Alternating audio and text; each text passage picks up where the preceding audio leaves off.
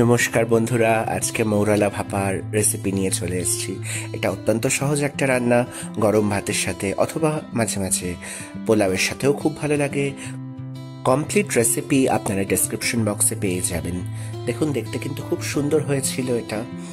আমি এই রেসিপিটা আপনাদেরকে বলছি।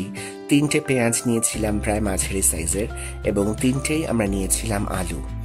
আমরা 250 গ্রাম মতো মৌরালা মাছ বাজার থেকে কিনে এনে ভালো করে ধুয়ে পরিষ্কার করে রেখেছিলাম। পেটটাকে পরিষ্কার করে ঝালগুলোকে কেটে এবার আমরা আলুর ঝাল ছাড়িয়ে নিয়ে খুব সরু সরু করে আলুগুলোকে কেটে নিচ্ছি। দেখুন, এইভাবে আমরা আলুগুলোকে প্রথমে সার্কুলার ভাবে কেটে তারপর একসাথে বসিয়ে আমরা পাতলা পাতলা করে ঝিরিঝিরি করে আলুগুলোকে কেটে নিলাম। এত সরু সরু করে আলু কাটার ফলে আলুগুলো ভেতর অব্দি সুস্বাদু হবে, কারণ আমি এটা ভাপে রান্না করব। 3টে পেঁয়াজের ছাল ছাড়িয়ে নেওয়া হয়েছিল এবং সে পেঁয়াজগুলোকে অর্ধেক করে টুকরো করে নেওয়া হলো এবং ভালো করে সরু সরু করে পাতলা পাতলা কুচি করে আমরা ফাইনালি স্লাইস করলাম। পেঁয়াজগুলোকে দিয়ে দিলাম আধা চামচ শুকনো লঙ্কা গুঁড়ো, আধা চামচ হলুদ গুঁড়ো, স্বাদ মতো লবণ, আমি প্রায় 1-1.5 চামচ মতো দিয়েছিলাম, এবং 3 চামচ সর্ষের তেল দিয়ে দিলাম আমরা। এটাতে কিন্তু সর্ষের তেলের পরিমাণটা একটু বেশি যায়।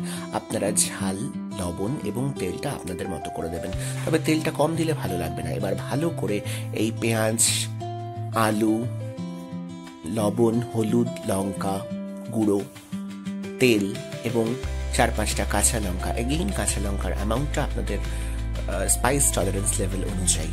লঙ্কাগুলোকে আমি ফেলে দিচ্ছি। আপনারা যদি হাতে ঝাল লাগে আপনারা অবশ্যই কাঁচি দিয়ে কেটে বা চাকু দিয়ে কেটে দিতে পারেন। এটা মোটেই অ্যাডভাইজেবল নয় যে আপনারা হাত দিয়ে করবেন, কিন্তু আমার গা সাওয়া আছে ব্যাপারটা, তাই আমি করি। 3 চামচ মতো আমরা হলুদ সর্ষে নিয়ে নিলাম। আমি আধা চামচ করে নিচ্ছিলাম, তাই 6 বার নিতে হয়েছে। এটাই কিন্তু স্টার ইনগ্রেডিয়েন্ট এই রান্নার। নিয়ে নিলাম 2 চামচ পোস্ত। পোস্ত দিলে একটা মাখো মাখো ব্যাপার আসে এই ভাপাতে। গরম জলে আমরা ভিজিয়ে রাখলাম প্রায় 10 মিনিট মতো। এই গরম জলে ভিজিয়ে রাখলে এটা ভালো করে ফোলে।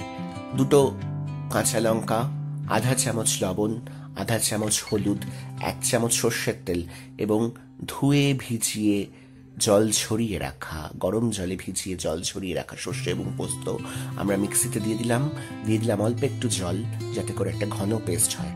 বেশি জল দেওয়া যাবে না এবং জলটা যেন প্রেফারেবলি গরম জল হয়, এটা খেয়াল রাখতে হবে। এই লবণ, কাঁচা লঙ্কা, গরম জল, সর্ষে তেল এবং হলুদ দিয়ে সর্ষে বাটলে কিন্তু এটা তেতো হয় না, এটা খেয়াল রাখতে হবে। আপনারা চাইলে শিলপাটাতে বাটতেই পারেন। এই আলু পেঁয়াজের মিক্সচারের সাথে আমরা সর্ষে বাটাটা দিয়ে দিলাম, মাছটা দিয়ে দিলাম, লঙ্কাগুলো একটু ঘেটে দিলাম এবং ভালো করে দেখুন ভালো করে মেখে নিলাম। এইটাই কিন্তু একমাত্র স্টেপ যেখানে আপনি মেখে নিতে পারেন, এরপরে কিন্তু আর মাখতে পারবেন না। এই মিশ্রণটা খুব জরুরি। 4-5টা কাঁচা লঙ্কা দিয়ে 2 চামচ সর্ষের তেল দিয়ে দিলাম এবং পরিমাণ মতো জল দিয়ে দিলাম, যাতে করে স্টিমটা ভালো তৈরি হয়। আর একবার ফাইনালি ভালো করে মেখে লবণটা অ্যাডজাস্ট করে আমরা টিফিন বাটির ঢাকনা বন্ধ করে রেখে দিলাম প্রায় 15 থেকে 20 মিনিট। তারপরে আমরা গ্যাস চালিয়ে কড়াতে জল নিয়ে জলটা ভালো করে ফুটতে দিলাম।